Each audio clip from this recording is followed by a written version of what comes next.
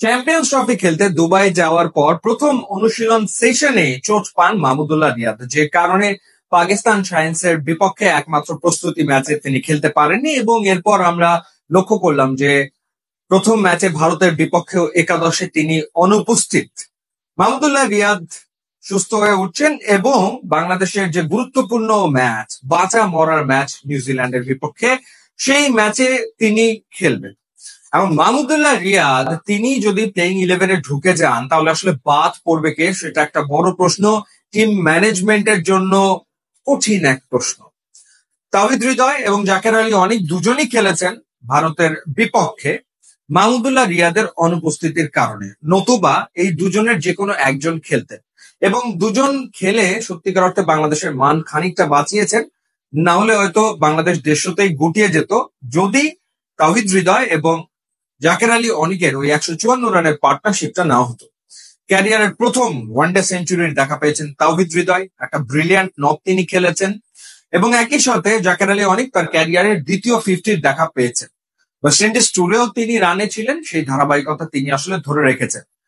সেই ক্ষেত্রে নিশ্চিতভাবেই নিউজিল্যান্ডের বিপক্ষে গুরুত্বপূর্ণ ম্যাচে এ দুজনের কাউকেই বাংলাদেশের টিম ম্যানেজমেন্ট প্লেইং 11 থেকে ড্রপ করতে চাইবে না।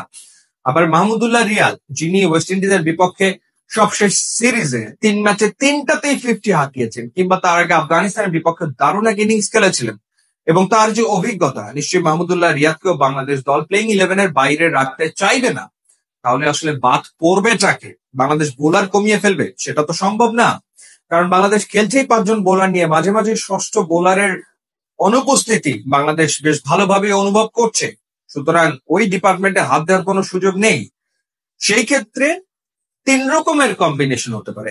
এক, বাংলাদেশ ওপেনিং একটা পরিবর্তন নিয়ে চলে আসলো, অর্থাৎ সৌম্য সরকার এবং তার সাথে তানজিদ হাসান তামিম, এই দুজনের থেকে একজনকে ড্রপ করা হলো এবং সেই জায়গাটাতে নাজমুল শান্ত ওপেনিং এ চলে গেলে মাহমুদুল্লাহ রিয়াদ প্লেইং 11-এ ঢুকে যেতে পারে। তানজিদ হাসান তামিম বিপিএল এ যে ফর্মে ছিলেন, সেই ক্ষেত্রে ডেফিনেটলি তাকে তো আসলে বাদ দেওয়ার কোনো সুযোগ আসলে নেই। সৌম্য সরকারকে বাদ দেবে টিম ম্যানেজমেন্ট, সেই ভাবনায় যাবে, সেইখানে নাজমুল শান্ত ব্যাট করবেন ওপেনিং এ, সেটা কি হবে? সেটা একটা দিক। 2 নম্বর হচ্ছে, যে ঘটনা বর্ডার গাভাস্কার ট্রফিতে ঘটেছিল, অর্থাৎ রোহিত শর্মা ক্যাপ্টেন হওয়ার পরও দলের সাথে নিজেকে সরিয়ে রেখেছিলেন প্লেইং 11 থেকে, এবং নাজমুল শান্ত এরকম সিদ্ধান্ত বাংলাদেশের টিম ম্যানেজমেন্ট এতটা সাহসী সিদ্ধান্ত নেবে কিনা যে নাজমুল শান্ত তিনি হয়তো এই ম্যাচটা খেললেন না, মাহমুদুল্লাহ রিয়াদ প্লেইং 11-এ ঢুকে গেল, মেহেদী হাসান মিরাজ হয়তো ক্যাপ্টেন্সি করলো, সেটা হয়তো আর একটা ঘটনা হতে পারে। তৃতীয় যে ঘটনা, সেটা হচ্ছে মুশফিকুর রহিম, আরো একজন সিনিয়র ক্যাম্পেইনার। এখন মুশফিকুর রহিমও বিপিএল এ যে খুব ভালো রিদমে ফর্মে ছিলেন, ব্যাপারটা একেবারে তা না। জাকের আলী অনেক যেহেতু কিপিং করতে পারেন, সেই জায়গাটাতে মুশফিক কি আসলে সরে যাবেন, অর্থাৎ এক সিনিয়র ক্রিকেটার সরে গিয়ে আর এক সিনিয়র ক্রিকেটারকে দলে জায়গা দেবেন? এই 3টে ঘটনাই আসলে ঘটতে পারে।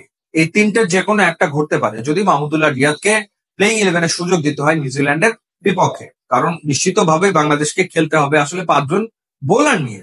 তো সেই ক্ষেত্রে রিশাদ এবং রিশাদের সাথে মেহেদী হাসান মিরাজ, এই দুজনের পাশাপাশি 3 জন ফাস্ট বোলার, সেটার তো প্রয়োজন পড়বেই। এখন 3 জন ফাস্ট বোলারের জায়গাতে একজন ফাস্ট বোলার কমিয়ে আরেকজন স্পিনার ঢুকতে পারে, নাসুম ঢুকতে পারে, কিন্তু সেই জায়গায় নিশ্চয়ই মাহমুদুল্লাহ রিয়াদ তো আর ঢুকবে না, কারণ মাহমুদুল্লাহ রিয়াদ আসলে 10 ওভার বল করতে পারছে না বা পারে না।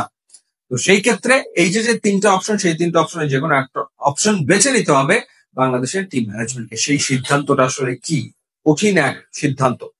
জানিয়ে রাখি যে চ্যাম্পিয়ন্স ট্রফি চলছে, আপনারা সবগুলো ম্যাচ বাংলা এবং ইংলিশ কমেন্ট্রিতে ট্রফিতে উপভোগ করতে পারবেন। এছাড়া pre match post match show থাকছে, মিড ব্রেক কুইজ থাকছে। সুতরাং আপনি ঘরে থাকেন বা বাইরে থাকেন, আপনি কিন্তু চ্যাম্পিয়ন্স ট্রফির প্রতিটা মুহূর্ত উপভোগ করতে পারবেন ট্রফিতে। ইউটিউব ইনস্টাগ্রাম লিঙ্ক আছে, আপনারা যোগ দিলে খুবই খুশি হব। And thanks for watching.